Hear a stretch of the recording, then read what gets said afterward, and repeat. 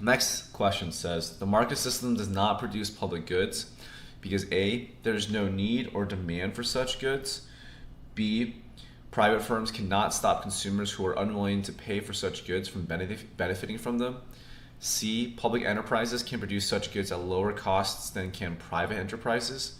Or D, the production seriously distorts the distribution of income.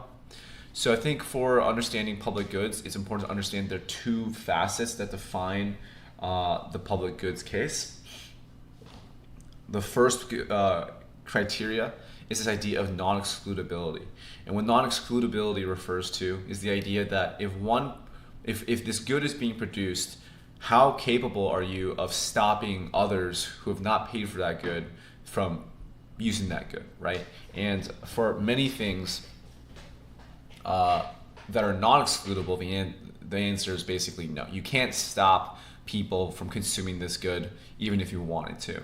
And so a good example of the non-excludable nature might be a resource like fish in the sea, right? Where you're not really able to stop people from just going out and fishing in the sea. It's really hard to regulate that. Or another example might be national defense, right? You can't really stop somebody from being protected by national defense and enjoying the benefits of national defense if they live in the country, right? And so that's an example of a non-excludable good. And then you also have a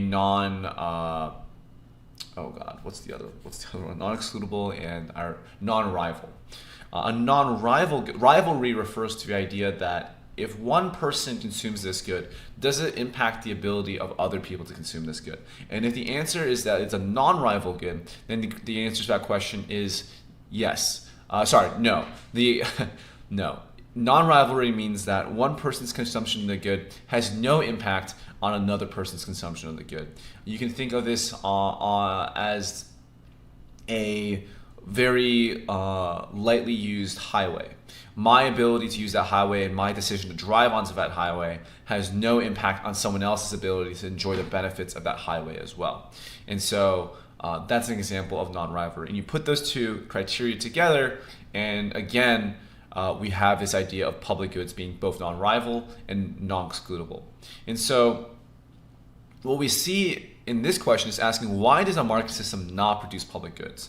And most people would point specifically to a non-excludability aspect of public goods, because that's what really bars there from being any really private interest in producing these goods. People in the marketplace are motivated by profit. Producers need to be able to earn money on these goods in order to produce them.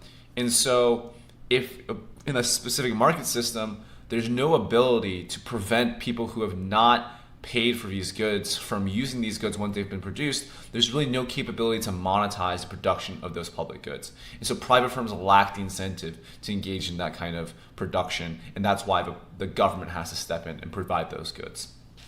And call that a market failure.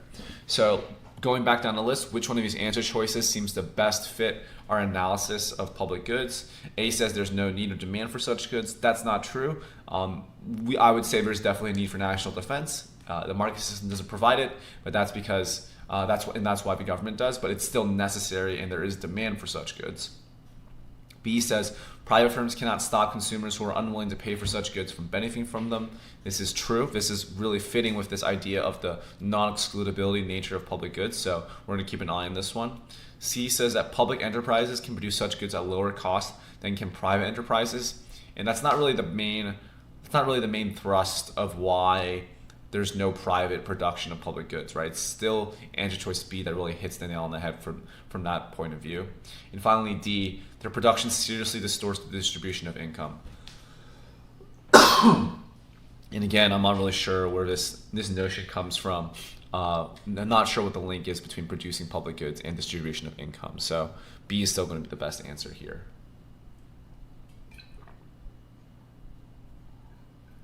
Let's look at the previous tutor's answers. So the previous tutor says that in economics, public goods are those goods that have two main features of non-excludability and non-rivalry.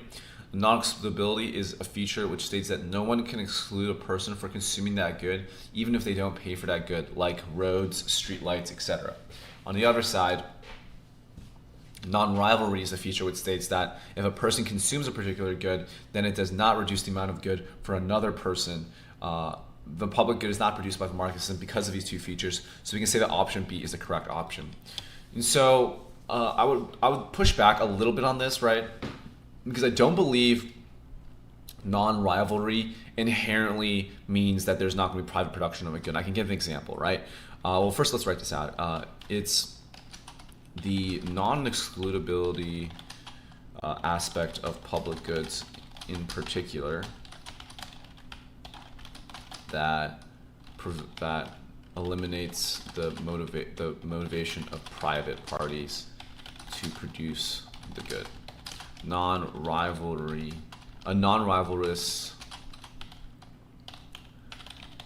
but excludable good, for example, FM radio, or radio, like I think, is it FM radio? FM radio would, or let's just say cable or satellite TV would still be produced by private sector. So what I mean by the satellite TV example is that there's a class of goods that I believe are called club goods, and that's this non-rivalrous but excludable good nature. And so by the answer choice given by the previous tutor, we would expect that because non-rivalry exists in this good, we would also expect that this club goods would also be produced by the government, and that's not true, right?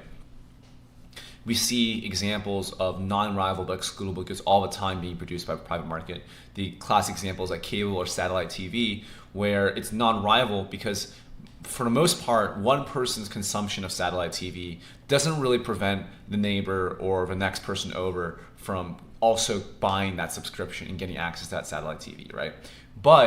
So it's non-rival, but it is excludable because you do pay a subscription model in order to get access to these goods. You have to pay a certain monthly fee for satellite TV, you have to pay a certain monthly fee for XM radio, and so that excludable nature allows the producer to monetize that good, right? They are able to say, if you don't pay, we can take it away. If you do pay, we'll give it to you. And so this is a good example of why it's really just a non-excludability aspect of public goods that make them produced by the public sector rather than the private sector. Warren Marcus is incorrect for the rationale, right? So just keep moving ahead.